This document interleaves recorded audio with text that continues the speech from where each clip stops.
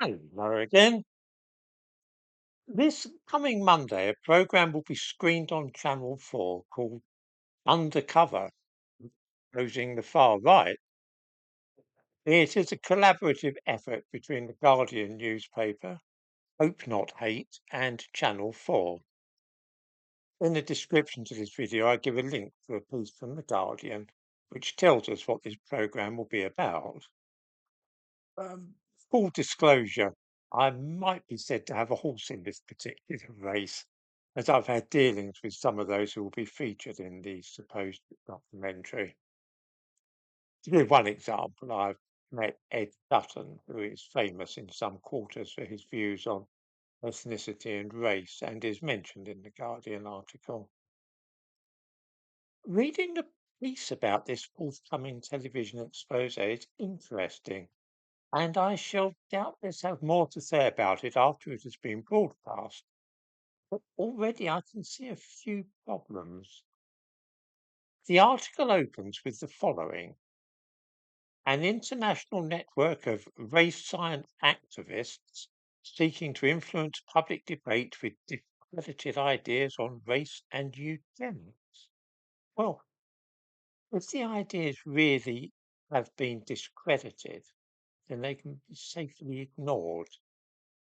There is no reason that people shouldn't try and promote discredited ideas, such as that the earth is flat or that the universe was created as the Bible says 6,000 years ago.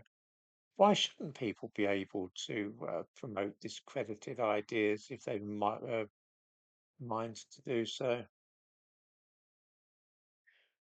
Wait a moment. Surely discredited ideas about race are more dangerous and potentially harmful than the concept of a flat earth. Yes, indeed.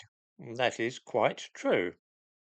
Referring to the idea of scientific racism or race realism, as it is sometimes known, we are told that Dr. Rebecca Sear, the director of the Center for Culture and Evolution at Brunel University, described it as a dangerous ideology with political aims and real world consequences.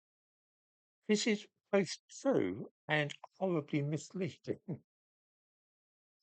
Race realism is indeed an ideology which sometimes has political aims and real life consequences. Anti racism is also an ideology with political aims and real life consequences. So too is socialism, monetarism, liberalism, fascism, and a million other things. The trick used by Dr. Rebecca Sear is to slip in that word dangerous, as in dangerous ideology. That is an opinion, not a fact. And so that paragraph tells us nothing useful about race realism or scientific racism. We learn only that Rebecca Sears does not herself care for the idea. One could equally well describe Marxism as a dangerous ideology with political aims and real life consequences. Then we read that remigration is a euphemism for the mass removal of ethnic minorities. Well, of course, it's nothing of the kind. Remigration can be used to describe making a host country less attractive to immigrants by reducing state benefits to discourage people from coming to the country and offering to repatriate them to their homelands if they're already there. The expression mass removal of ethnic minorities is used simply to summon up images of ethnic cleansing and the Nazis sending Jews to the east to be exterminated. Needless to say, the Nazis are explicitly mentioned in the article by referring to people like Adam Rutherford and Angela Saini, who wrote these two books, about which I have in the past made videos.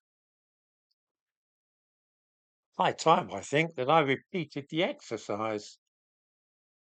We read in the Guardian's piece that the writer Angela Saini, author of a book on the return of race science, that's this one,